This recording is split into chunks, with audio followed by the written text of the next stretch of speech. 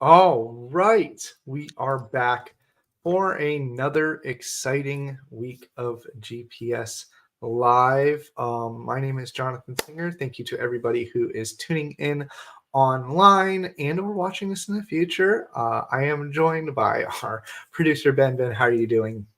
I'm doing all right. Thanks for having me back on. Hey, look, sometimes we need you, and Sometimes. other times we don't. But yeah, Tristan is out this week. So I'll be covering the stories with Ben as we talk through some interesting things that have happened. If anybody's kept an eye on the news, the I don't know, the cyber world never seems to change. We were all out last week for our company kickoff. We had an exciting time, learned a ton, met some of our great partners, and looking forward to getting the show back on the road. So with that, Ben, I'm sending you some messages because you are producer Ben. We still are giving tasks, but in between the tasks, we'll be asking for your commentary. Uh, as usual, Amazing. before we start anything, I do have to play a little something here. The views and the opinions expressed by the hosts of this live stream are their own and do not necessarily reflect the official opinions of GuidePoint Security. Whew, got that out of the way. Let's begin. Important thing to note. It absolutely. And so again, thank you everybody for joining us. This is GPS Live for the week of February 16th, 2024. Now, our first story coming to us from the Hacker News is about some pretty crazy things happening in the mobile market, right? Let's kind of jump right into this. And so as the story goes, deep fakes and advanced mobile banking malware attacks. What we're seeing here is something a little bit new to the scene. We may be familiar with some of the social engineering techniques to get people to install maybe things like malicious applications to kind of steal data. But this is taking it a step further. There is a family of malicious applications called Gold Pickaxe. And what's happening here is it's not just a, hey, get this malicious app on your phone. This is going way beyond that, right? Like we've seen some classic social engineering, but this is stealing data not just from your phone, but stealing more into your actual identity.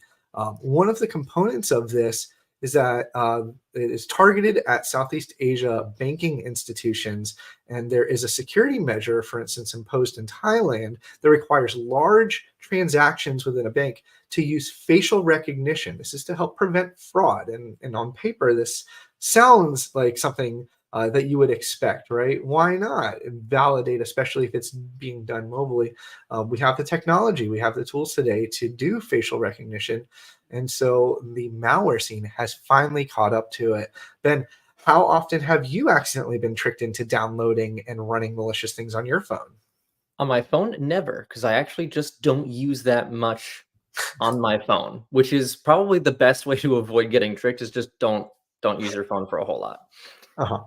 So in this technique, right, these groups, they're starting out with something as simple as getting different types of text message, different types of alerts, different types of calls to get you to begin the process of infiltrating your device. Once the malicious attackers have convinced you to either on an Android platform install a malicious app, oftentimes masquerading as a real thing, right? Sometimes they look like banking apps, sometimes they look like messaging apps. But what differs greatly here is the way that they're approaching it from an Apple perspective.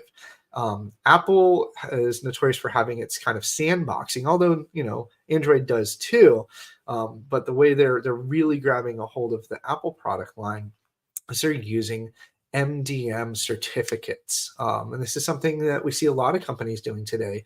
Right, Ben, I was explaining to you a little bit of the difference. Can you what did we learn about the difference between an app and going as far as a certificate on an iPhone?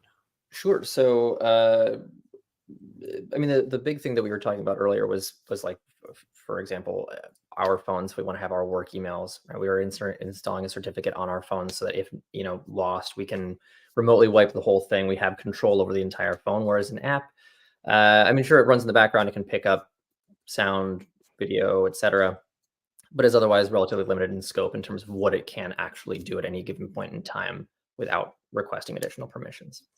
You're doing great. So we're gonna have you back more often. And that's exactly right. Is because a certificate level infiltration on a device, giving it that kind of MDM related access, you don't have access to the entire phone, not just what an app is capable of. And so on the Android side of the house, we're seeing things like fake banking or overlays to steal the credentials to different banking platforms. And similarly on the iPhone. But what's really taking it a step further is, to target that kind of, how do we bypass the large transaction limitations of facial recognition?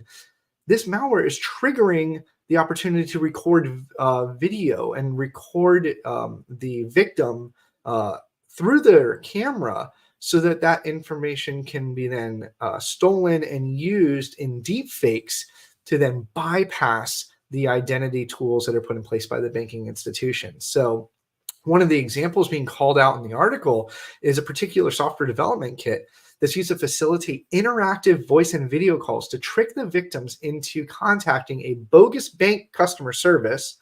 And by sending fake alerts or pop-ups, right, making those pop-ups on it to give a false sense of urgency and to kind of make them log into things, steal those credentials, or perform particular actions like validate your face. Once that's stolen, obviously the bad actors are in turn using these stolen bits of data to perform these large fraud transactions.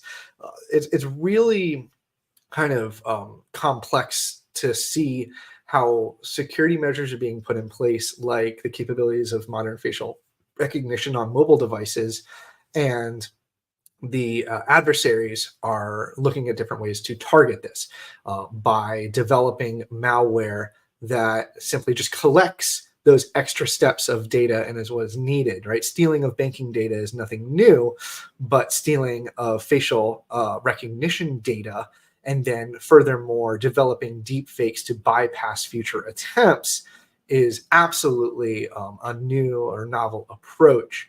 And I imagine we'll be seeing a lot more of this. Now, this article coming to us from the Hacker News does remind us kindly that it is focused in a Southeast Asia market.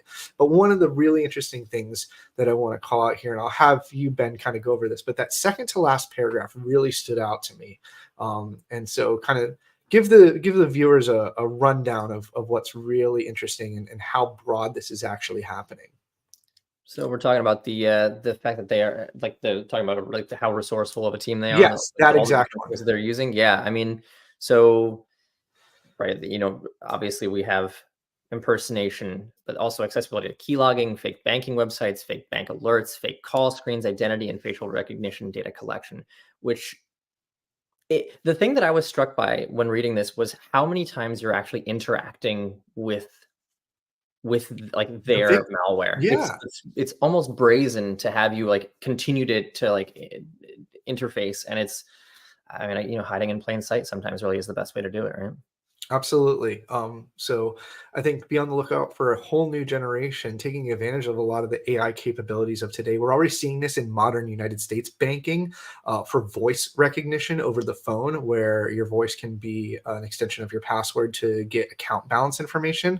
And we've seen researchers already are trying to attempt to bypass that using recordings of individuals and then using modern deepfake audio tools and technology today to impersonate. In fact, a buddy of mine who sent me a message of my own voice saying a very contradictory thing of a certain way I feel about something. And it was a great experiment. And they used my YouTube to build a training model.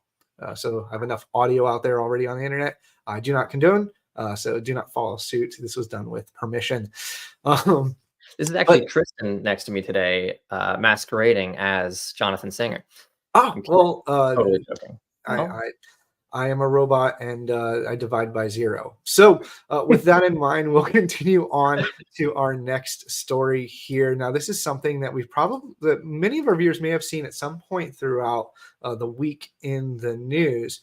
But a major internet service provider coming to us out of Minnesota had one of its business units more or less compromised, but it's not as straightforward as that they were hacked. This is kind of one of those situations where something forgotten about goes astray, right? What did we learn? What was the lesson from this, Ben? Misconfiguration will always get you, always Every and time, forever. the The OWASP tale as old as time. calls it out. Yeah, well, but OWASP calls out specifically default configurations and misconfigurations are going to be the demise of many applications these days. And in this case, this particular internet service provider and they're one of their divisions, their business unit, hosted email services. And this is very common, right? I mentioned to you that many ISPs today also act as an email and web host for a number of businesses. But what the problem is that the email platform that was being ran to service their customers in conjunction also has a web server running beside it. Now, whether this web server was set up intentionally to be used or forgotten about, maybe as a default configuration, the key detail here is that directory viewing was enabled. Now, directory viewing, again, is another one of those OWASP things that will always say, do not allow users to view your directory without an index, or else they will see all of the files. This is similar to opening up a folder on a Windows computer and being able to view the entire contents and without being restricted to what you are, I don't know, we'll say programmed to see. And so, yeah, this because the index was exposed, which was the directory containing all of the information regarding every domain's emails. You could simply click into any of the domains and view all of the contents of the emails themselves, and I'm talking like the text that could be viewed. There were a number of high-profile targets that were found within these directories, different .gov or United States government websites, along with a number of other businesses that used this particular ISP's services. This kind of falls back on something called Nginx, and for those technical viewers that are watching, Nginx is a web server platform, and you basically give it a directory somewhere on your computer or server that you want to serve up as a website.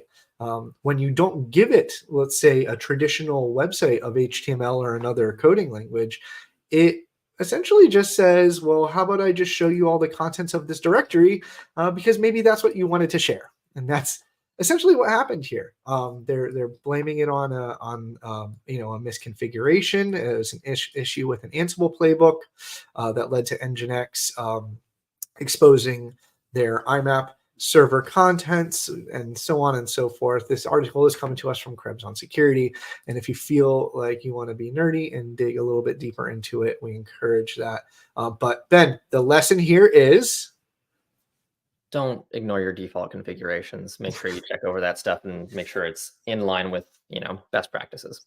I love it, and this is why things like external testing and monitoring of your configurations and making sure that you have all kinds of checks and safeties and measures in place. It goes a long way, and it helps you not become a statistic like this particular ISP here. Now, it's not the first time we've seen businesses and companies accidentally exposing critical customer data simply due to a misconfiguration. This does happen more often, and I don't want to feel that we're picking on this one company. This happens a lot because there is oftentimes a separation between function and security, right? We want to race to the market. We want to get things up and running. The joke earlier was, if it ain't broke, don't fix it. And the idea is, we have a functioning platform. We're serving our customers. We're delivering a service. but it was quickly forgotten about that there's this kind of side quest that hackers found. And to furthermore, there's a bit of insult to injury. I hate to say this, but oftentimes because it is a website more or less that's happening here, it can get indexed by Google. And when it gets indexed by Google, you know what they say, once it's on the internet, it's there forever. Which sidetrack, Google's getting rid of cached pages. That was a long run, but you're going to start seeing that being removed. I want to remind all of our viewers, please feel free to throw comments in down below, whatever platform you're on. We do get them, we do read them, and we'd love to interact with you live on the show. I know Ben keeps an eye out for anybody providing any kind of feedback. If you have ideas or stories you want to hear from us, please feel free to let us know. There's a lot going on in the news, and we can only talk about so much in our half an hour here. But that does bring us to an interesting more political, controversial topic that's happening on an international scale. And so to kind of pivot our way into the next story of this week, coming to us from Bank Info Security is the hot idea on encryption and privacy. Now, many countries around the world are going to have different opinions. Ben, what is your opinion on privacy and encryption? Do you want my serious opinion, or do you want a joke? Yeah, that's what the show is all about. Yeah, And if my you have an serious opinion opinion too, is, as a listener, we want to hear it too. Everyone has the right to their privacy. Great. Yeah. I would agree entirely, right? And what's happening here is because we tend to have different nation state actors and potentially oppressive regimes, this leads to a compromise in privacy and a compromise in the right to privacy and what encryption does in some of these environments and markets. We've seen different, at war regions that are targeting individuals entirely based on their communications and making efforts and strides to kind of either shut that down or intercept it and see what's going on and review some of those messages and try to thwart the activity of their citizens. And so this particular story goes into a little bit of a detail regarding Telegram. Right. And it is often known across the internet that Telegram, being an end-to-end encryption tool, is used to communicate for a number of reasons. Sadly, it's often only spoken about in the news because it's used by malicious parties. But in other times, it can be used by communities to communicate maybe an uprising. It can be used to communicate different types of ways of standing up, we'll say, against the government in that sense. And that's exactly what's happening here, is that we're getting a differing perception between two different kind of governments here. Now, it's I don't know, I guess we'll call it, it's not a hard assumption to say that the Russian government, particularly of the interest of the FSB, wants to make sure that information can be decrypted to identify its users and what the context of their conversations is. We see this in other countries too, where any type of communication is required to be intercepted or backdoored. This even happens here in the United States. We're not uncommon to it. It's happened in the past regarding different encryption algorithms and backdooring capabilities until they're ultimately discovered. And what's interesting, though, is I found is that between the FSB's demand that Telegram share details regarding stuff like IP addresses and data needed to decode the end-to-end encryption that's protected within different users, it's the European side of things seems to have a bit of a different perspective. Isn't that correct? What is the European court saying on the contrary? Where is the European court is arguing that so interestingly, so the petitioner argued that the Russian regulation violates Article 8 of the Human Rights Convention, which is the right to private life and correspondence. they seemingly are in agreement with that right now, sort of like leaning that direction that people do have the right to privacy and the right to private correspondence. Absolutely. And so from one side of the border, we're talking about, the concept that a district court dismisses the case on the grounds that it did not violate fundamental rights, according to Russian perspective in law, while, excuse me, on the European side of it, the petitioner took it a step further, and now this particular human rights convention that does give the right to a private life and correspondence has kind of taken a different perspective on this. Um, the European courts, they heard from a division that's called the European Information Society Institute, and one of the things that they called out is that end-to-end encryption is designed to ensure that only intended recipients have access to data. Granting the requests to somebody like the FSB, right, would mean that the privacy of all Telegram users would be compromised. And again, the focus is we don't want to compromise the entire platform for the sake of a small number of suspects. And again, this is coming from the European Information Society Institute. And they raise a very specific point here, is that it is known that adversaries and threat actors at large or of a particular government may be using these platforms, but by no means should that compromise the entire platform for what is said to be maybe a handful of bad actors. And so over here in the United States, we do have a number of tools and platforms that we use that offer end-to-end encryption, things like iMessage that is often targeted. We ran a story not too long ago that we saw in the news regarding the identity of AirDrop, right, in iPhones.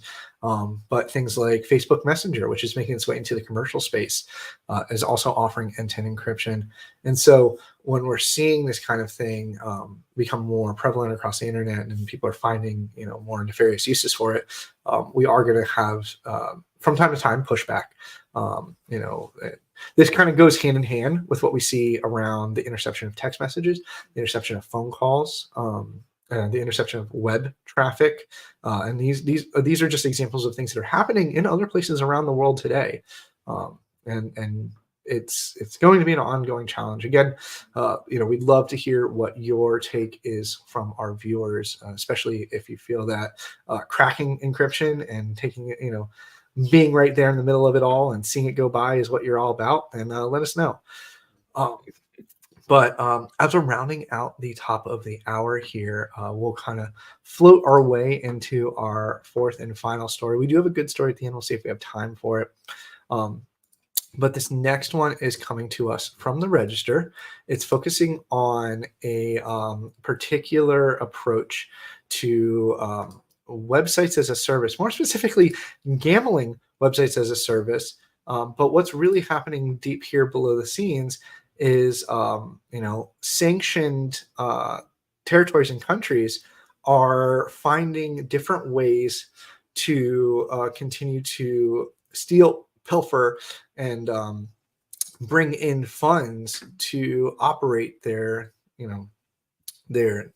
we'll say country, because they don't have any other ways of getting these kinds of things in here. And so, Ben, we were talking a little bit before the show, and one of the things that stood out is that North Korea's latest attempt at money making kind of differs from some of their more malicious ways in the past, right? Like, what were some of the other things that they're doing, and how is this a little bit different?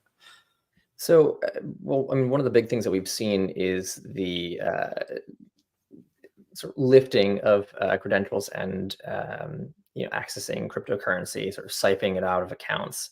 Oh yeah, they're big crypto thieves, huge crypto thieves, and also ransomware too, right? What was it? It was Lazarus Group. And so that's not a name that's a stranger to our show or any threat hunter. No, we've talked about them a couple of times, I think, in just the last few months.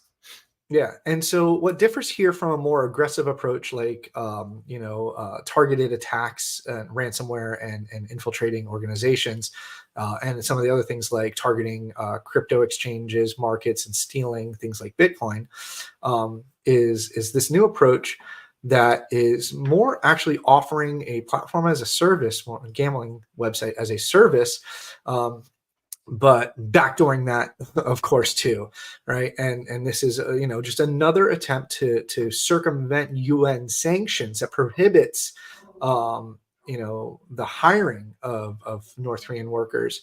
And so what's happening is these organizations are either masquerading as other nations through false identities to offer their services or their products. They are targeting banking information that is used throughout their platform. There's also some different ways of stealing funds and automating certain aspects of the gambling experience, which is just downright malicious on top of it. But if you can just imagine, you can rent these fully built out gambling platforms. You can steal customer data. You can be credited for stealing additional customer data for particular international targets. It's just another way to keep for us to keep an eye on what some of our adversaries are doing to fund their operations. There's kind of the brute force method of break in, steal, ransom, and so on and so forth, whether that's crypto, whether that's enterprises and things of that nature. But sometimes some of these little under the radar services platform offerings being offered up and disguised is going to be another kind of income channel for some of these. And it's kind of scary. The kind of the different approaches that we're seeing out there. But this does give us the opportunity to speak on a little bit of good news. There is one more story that we can add to our thing here, and it's the shutdown of a botnet. We love it when the good team wins, right? Absolutely. And so Ben, we also kind of real quickly talked a little bit about this before the show, but what makes this botnet targets different from maybe like one that targets enterprises? This one kind of does it a little bit differently, right?